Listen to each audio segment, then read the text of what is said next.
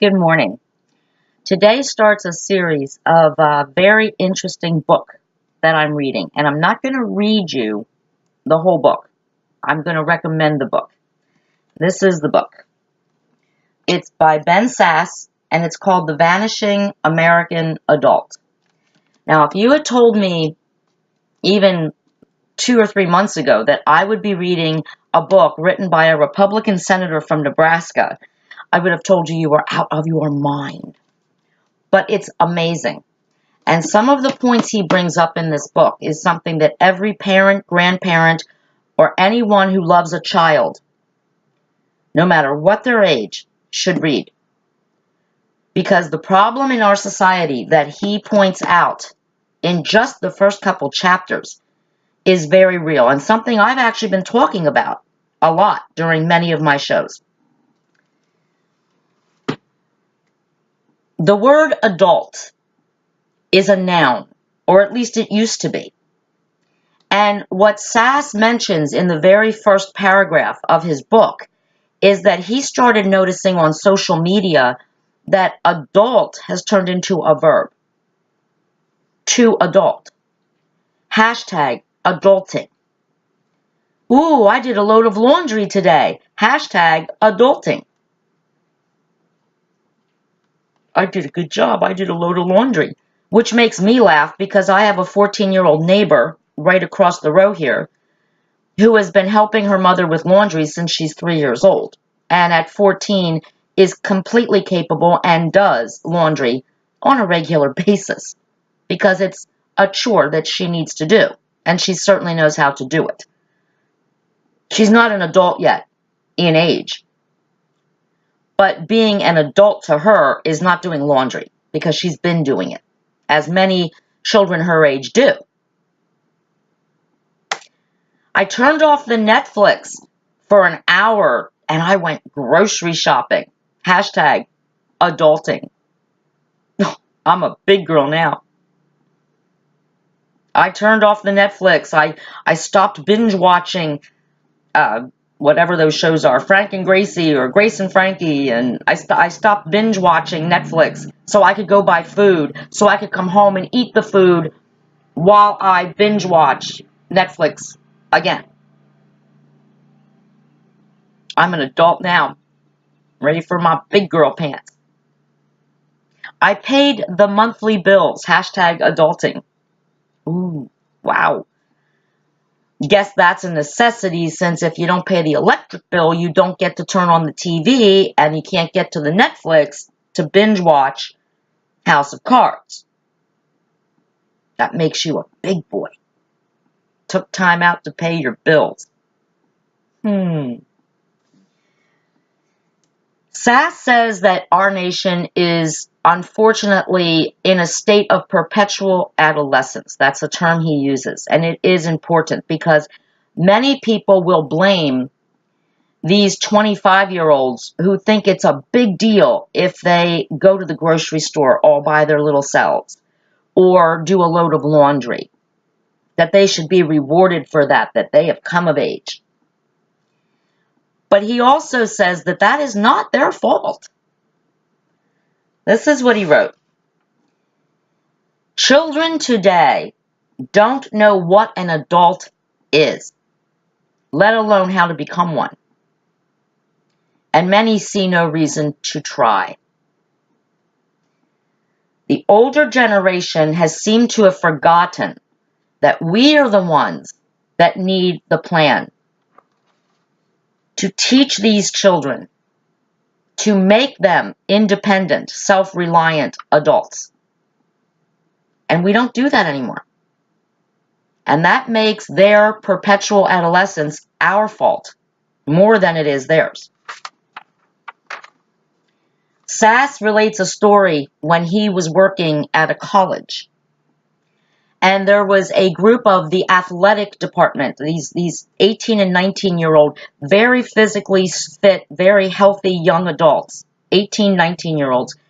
And their task was to decorate a 20-foot Christmas tree at the college. And they went about their business of decorating the tree. And at one point they said, oh, great, that looks good, we're done. And a professor came and looked at this tree and noticed that the 20-foot tree was only decorated up to the level that the tallest of the 18 and 19-year-olds could reach by standing on their feet, which was about 6 feet, 7 feet up. So they did a 20-foot tree from like the bottom to maybe the middle, or not even the middle.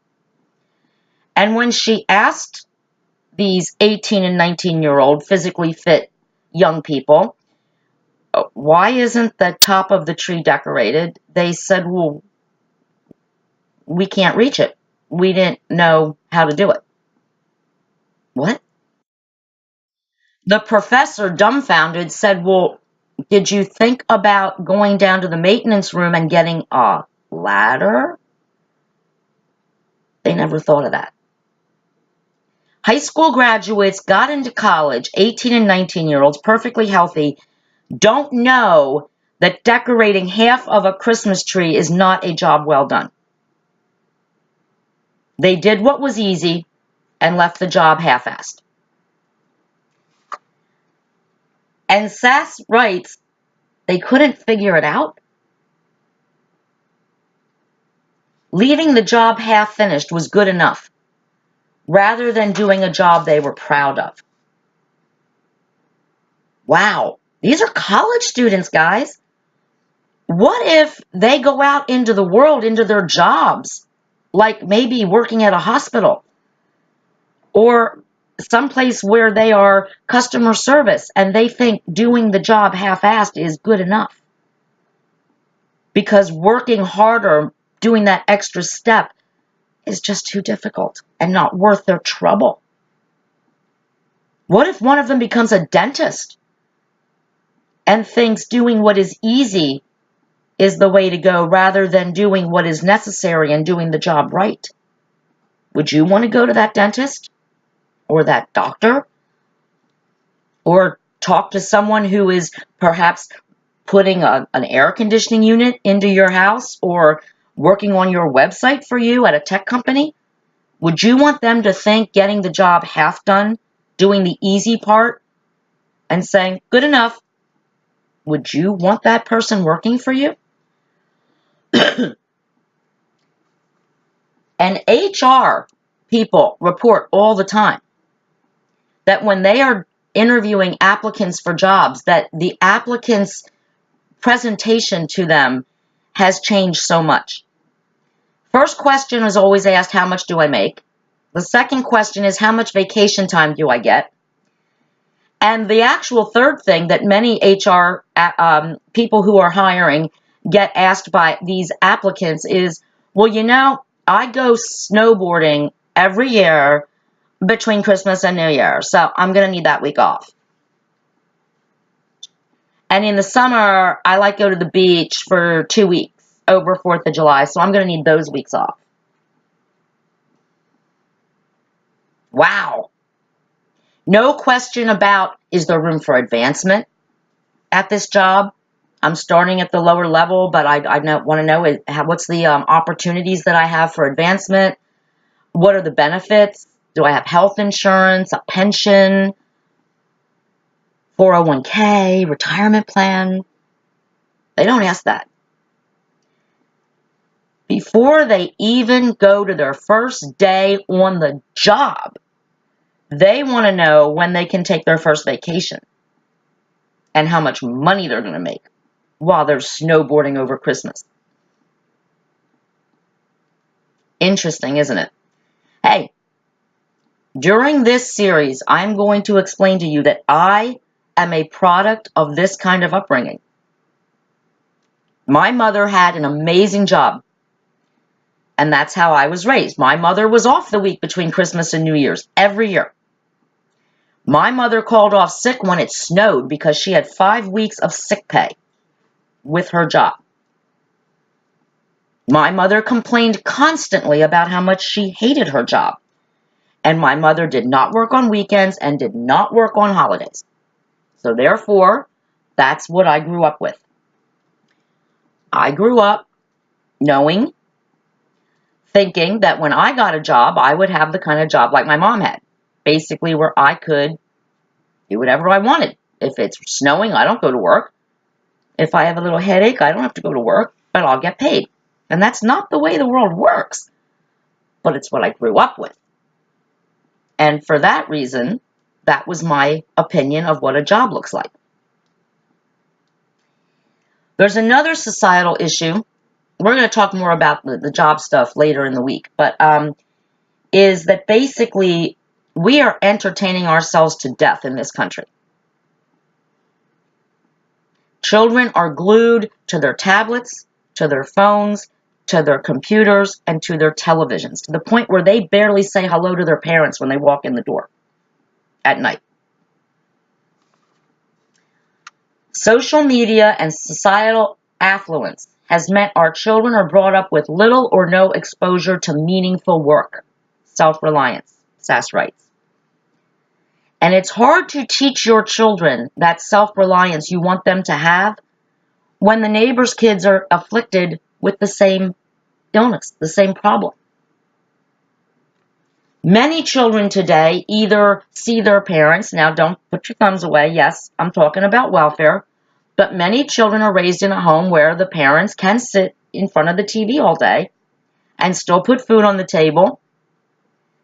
And they probably even hear talk around the table how smart those parents are because we don't have to get a job, but we still get a check every month. The food on the table provided not by us working hard, and children see this.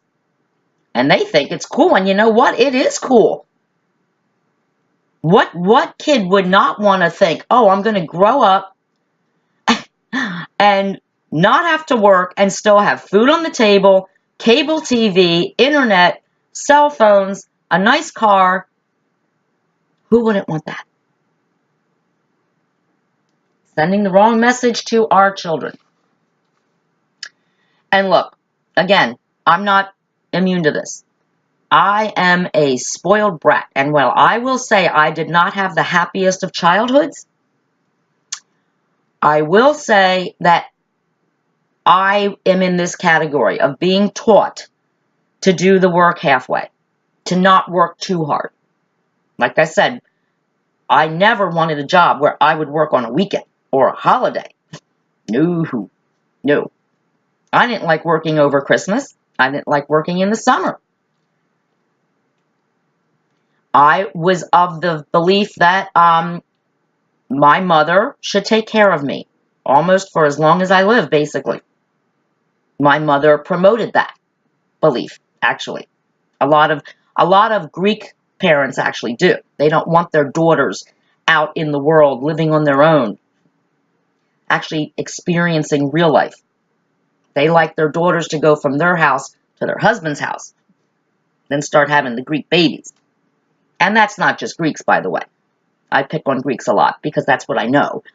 But it's a lot of families, especially with their daughters. But we also have Obama. Obamacare basically has made perpetual adolescence by saying that a child can stay on their parents' health insurance plan until they are 26 years old. 26 years old. Considered a child. I'm sorry. A 26-year-old needs a job. A 26-year-old should have their own health insurance that they pay for. They should not be living in mommy and daddy's basement, proud of themselves because they ordered a pizza on their cell phone while streaming Netflix and waiting for mommy to bring down the laundry that she did for them. No. That's not wearing your big boy pants because you can stop your Netflix and order a pizza in your mama's basement. You're not a big boy. You're a perpetual adolescent. And you are a problem in our society. Because we don't want the future generation to be adolescents until they're 26 or 30 or 40 years old. Because they're supposed to be taking care of us. Because we're going to be on the Social Security. They're supposed to be working hard, paying Social Security. So Those of us who have worked our whole lives can collect it and enjoy our retirement, which we've actually earned. Earning something, not having it given to you. That's what's missing in today's society. And it's the very poor, and it's the very rich, and it's even the middle class, because these kids don't have to work. They don't have to work anymore.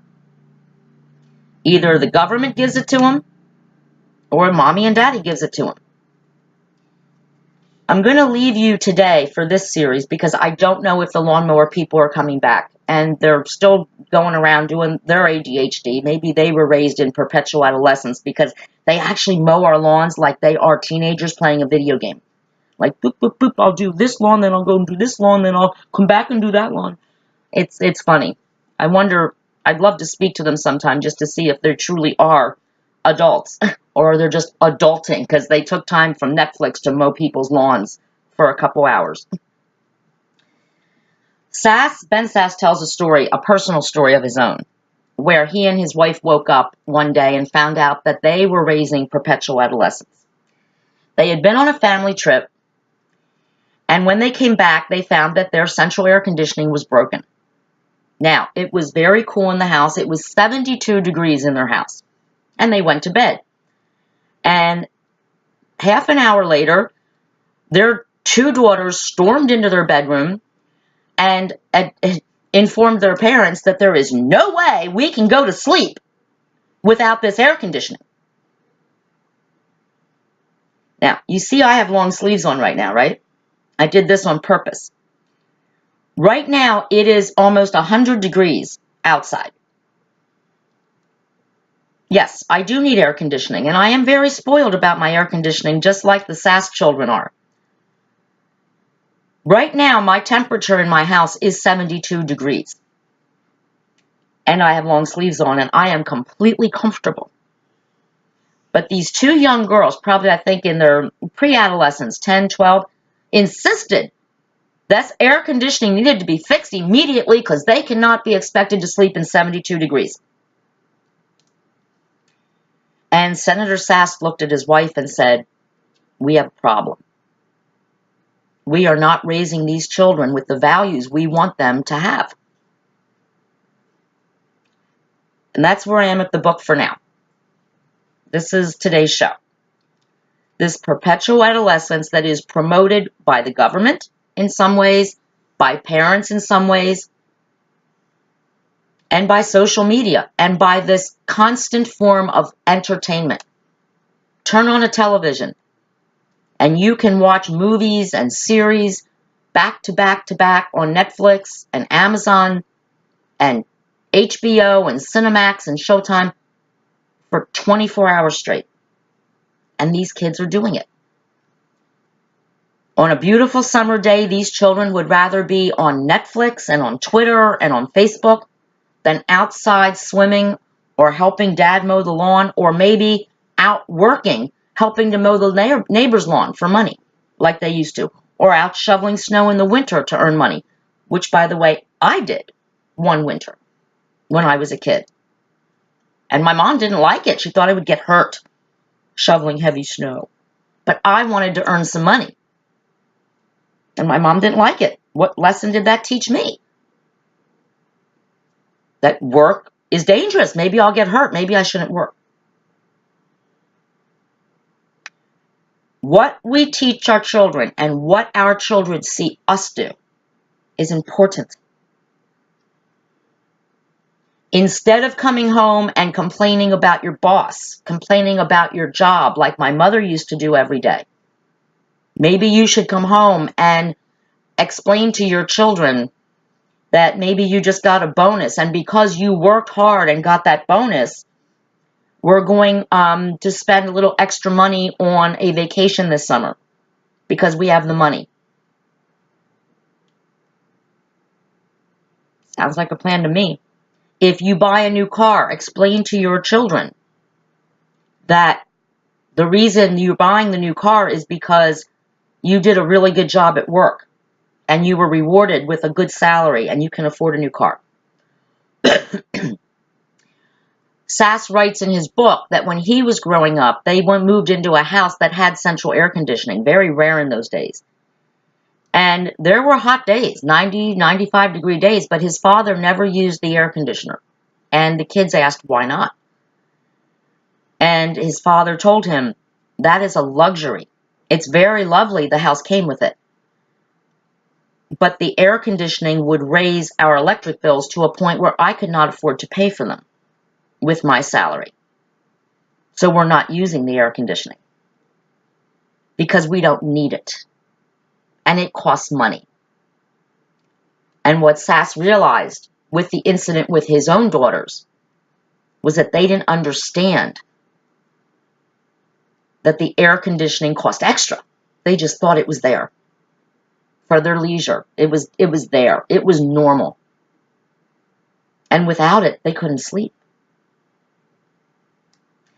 Just like some of our job applicants today won't take a job unless they can go snowboarding every Christmas for a week, or to the beach, jet skiing every summer for 2 weeks. Something to think about, guys. And that's what we're going to be discussing for the next several shows. The lawnmower gods have cooperated. The show is done. It may be a little late today. I think the time I'm looking at, it might be right on time. So thank you guys for your patience. You know, down here, I don't have control over everything. The circumstances, I am not in a studio with silence around me, which would be lovely. Maybe someday. If we get really famous on this show, I will have that. But I don't now. So, again, it's a wonderful book. Remember, it is called The Vanishing American Adult. I have only gotten a little bit in, because it is so important to be reading every word, and I am highlighting the passages I want to share with you. So stay tuned tomorrow for another excerpt from this series. Again, please comment. Please share this show with parents. If you're a grandparent, share it with your children so they can see how maybe they should be teaching their children the value of a hard day's work, which for some reason is missing. And I'm also going to talk tomorrow about a wonderful young woman. You will see I am wearing these bracelets. And what they are is their string. And yet they mean so much and have traveled so far. And this is a good news story from a dear, dear, dear young woman, 20 years old, in college, who has spent her summer helping others at far ends of the earth. Laos, Thailand, and Vietnam. And the reason these pieces of string are so valuable to me is because they have traveled from that part of the world on her wrist. And they were given to her for luck to bring back to the United States and to share with others. And she shared them with me. And this young woman is exactly what we want our next generation to be. She could have been down here at the beach every day this summer if she chose to. And instead, she volunteered to go in a group to go build a school in Thailand and to teach little children in Thailand how to speak English. Because in Thailand, speaking English is something that is so important for their future. Because Thailand is a big tourist industry. And many English-speaking people go to Thailand on vacations. And it's important that they learn English. And she volunteered to spend a month of her summer doing that. And the rest of her summer, she's going to be interning at a conservationist group in Florida to help save wildlife and save our planet. That's how she's spending her summer vacation. And then she will return to college to continue her studies. What a perfect example of what we want our young people to grow up to be. So, I'm going to share this. Hopefully, Delaney, you'll see this. I thank you again for this gift. I will cherish them. And if it gets to the point where they come off or I can't wear them anymore, I'm going to use them as bookmarkers. I will keep them and cherish them always. Because they mean a lot to me. And what you did this summer means a lot to me. And it should be a lesson and an example for other young people your age. So can't wait to hear your comments. And I will see you guys tomorrow. Love shows and grows. And let's remember that when we love our children, We also must use discipline and teach them the lessons that we want them to learn in order to grow up to be self-reliant, resilient American adults and contribute to society, not become a burden on it, become a perpetual adolescent. Political Paula, out.